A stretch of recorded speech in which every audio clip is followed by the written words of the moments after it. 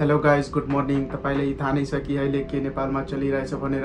हाम्रो देशको नेता यस्तो छ कि पुरै देशलाई डुबाउन प्लान पनि गरिसकेछ। तर अहिले प्रोटेस्ट जेनजीको प्रोटेस्टमा 29 जना 30 जनाको मृत्यु भएछ। के कस्तो छ नेपालमा अहिले त पुरै इन्टरनेसनल न्युज भएछ। तर हाम्रो देशको नेताहरू अहिलेसम्म पनि केही नगर्ने छलफल गरे छैन। अब केही दृश्यहरू हेर्छु के कस्तो भइरहेछ हाम्रो काठमाडौँमा। ठिक छ, आउ हेरौँ।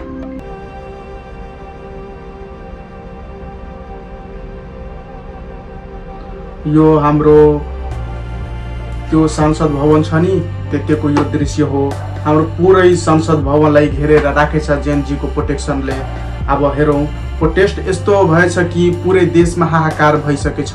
यो हाम्रो संसदको एरियाको यो दृश्य हो। पुरै हेर्नुहोस्, अब जनताहरूले पुरै उम्रिएछ। किनकि यो केपी ओली नेता यस्तो छ, हाम्रो देशको प्रधानमन्त्री पुरै देशलाई बेच्न खोजिसकेछ कि अब यो देशलाई रहोस् या नरहोस्, मलाई मात्र बेनिफिट हुनुपर्छ, मात्र सहायता हुनुपर्ने, यस्तो पुरै व्यवस्था गरिसकेछ के।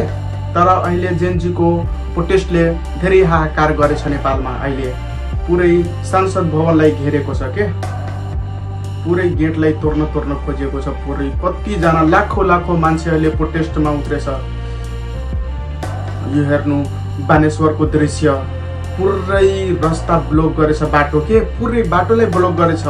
विमानस्थललाई पनि बन्द गर्न खोजिएको छ। जेनजीको प्रोटेस्टले भनेछ कि हवाई अड्डा पनि बन्द गर्न हाम्रो अनुरोध छ भनेर। पुरै देशमा हाहाकार छ। अब त यो सेम बङ्गलादेश जस्तो भयो कि जनताहरूले पुरै नेतालाई भगाउन खोज्छ, अनि फेरि देशमा नयाँ युवा नेताहरू फेरि बस्छ भने यस्तै हुनुपर्छ के। अब नेपालमा भ्रष्टाचारी यति बढिसकेछ कि जनतालाई यी बाटोमा निस्किनै पर्छ के।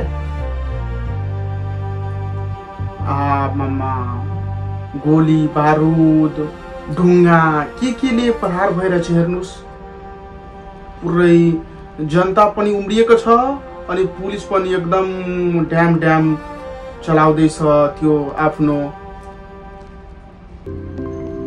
खतरा छ अहिले नेपालमा सिचुएसन के। अहिले न कन्ट्रोल भइकनस् यस्तो भएछ। नेपाली फोर्स पुलिस अहिले धेरै अप्ठ्यारो भइपरेछ के। त्यो जनताहरूले आवाज त उठाएछ। अब यताको त नेताहरू नै यस्तो त खाइकोर बसेछ कि के गर्ने। नेपाललाई त केही हुनै नदिने भयो गर्छ के।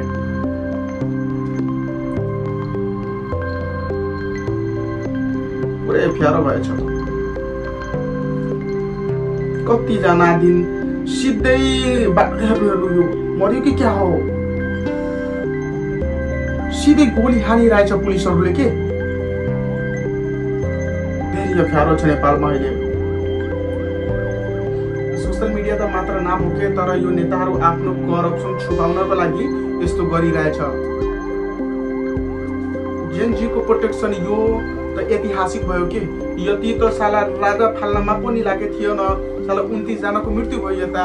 अहिले साना यस्तो नेताहरू बसेछ कि जेनजीको प्रोटेस्टले 29 जनाको मृत्यु पनि भएछ, तर पनि यिनीहरूलाई लाज लागिरहेको छैन। आगो लागेछ, राम्रो छ के। यस्तो नेताले त यस्तै गर्नुपर्छ, साला जिन्दा जलाइदेऊ। खतरा छ के।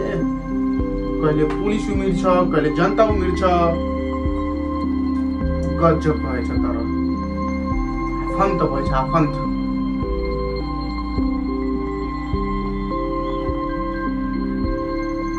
हेर्नुले बापरे, मुर फुटायो भाइ, मुर फुटायो उसको। धेरै आपतकालीन छ के नेपालमा अहिले। काठमाडौँतिर पुरै आगो सागो बालिदियो छ बिल्डिङमा पुरै के।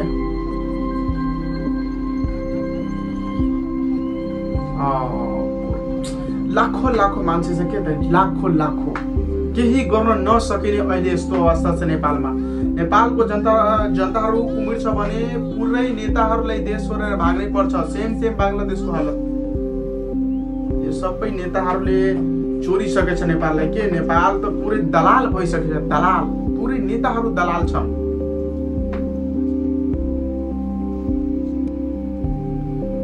अब यस्तो भयो भने गाइस त के कस्तो हुन्छ नेपालमा त यस्तै करप्सन भयो दिन सेकेन्ड श्रीलङ्का भइदिन्छ पुरै गभर्नमेन्टले खाइदिन्छ देशलाई पछि भन्छ कि मसँग पैसा छैन एक्जाम गराउन पैसा छैन अहिले युवाहरू कति मरिरहेछ यसले सबमा ध्यान दिनुपर्छ अब पुरै जेनजीको प्रोटेस्टले यो सबै कुरा भइरहेछ अब जबसम्म यो नेताहरू भाग्दैन तबसम्म प्रोटेस्ट रुक्दैन जेनजी जय नेपाल।